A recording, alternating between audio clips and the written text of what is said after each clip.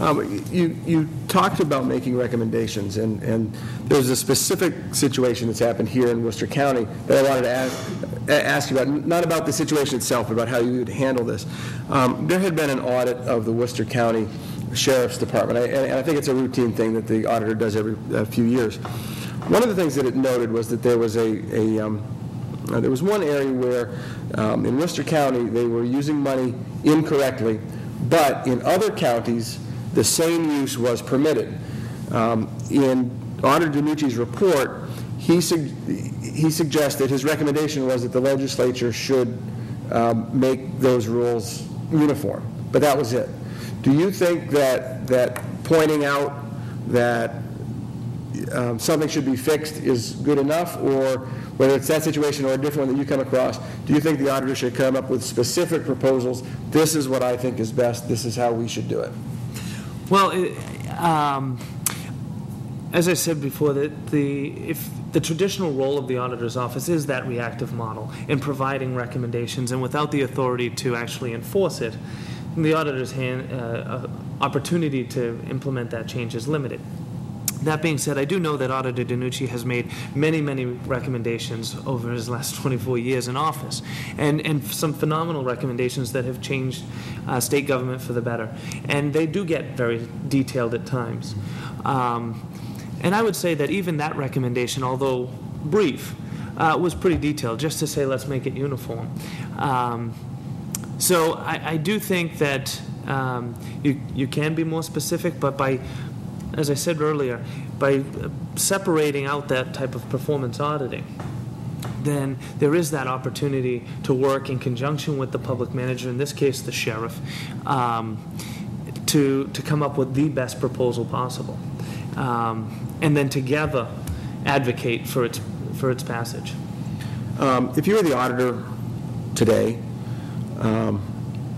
would what's happening with the MWRA and with 2 million people basically being without clean water, is that something that you would tackle in your office, or at least how the decisions were made that the company who built that 7-year-old pipe, is that something that your office would look at?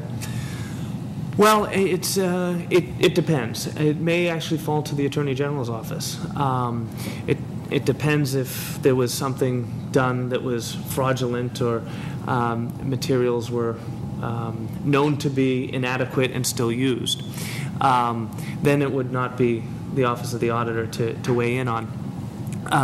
But we're having not just the water main break, which is something I'm boiling my water, so it's something I definitely know well. But it's also the railroad ties that we're hearing about that have lasted a fraction of the time that they were supposed to, and are now needing to be replaced, which is going to cost the Commonwealth, I've heard, over $90 million.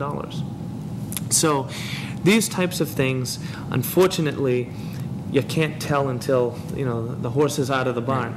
But the auditor's office can certainly look back and make sure that the contracting was done sufficiently, the research before the contract was signed was done sufficiently, and then propose changes to that process so that things like this can be changed if there was in fact an opportunity to know this in advance that was overlooked. Okay. What are your qualifications for the position? Well, education-wise, I'm actually the only person in Massachusetts history who's ever graduated with 5 majors simultaneously. I studied finance, management information systems, communications, entrepreneurship, and political science, every one of which has a direct role within the auditor's office. In addition to that, I have served as President Clinton's special assistant for White House operations, where I was appointed to manage the day-to-day operations of the White House and brought new efficiencies to the White House, which is precisely what I'm talking about doing in the state of Massachusetts. I was at one time an assistant bank examiner for the Federal Reserve Bank, and currently I am the executive director of the World Class Cities Partnership, where I bring together business, civic, and academic leaders from around the world to identify and ultimately exchange best practices in government. Again, something I want to do with the auditor's office. Recognize the successes of one state agency, celebrate those successes, and spread them across the state. And I highlight and emphasize the celebrate the success because I think it's all too often that we focus on the bad aspects of government and the mistakes that are made. But we overlook all the good that is done. And it's not all that dissimilar from the challenge of airlines, that everybody always hears about a plane crashing and is afraid to fly, but don't worry about getting into their car when there's so many more car accidents than plane accidents. If we only celebrate the failures of government, then it's expected that people should question government and lose confidence in government. But we're not showing the full picture. And we need to celebrate the successes of government and be proud. We need to be proud of our public servants. You brought up the water main break.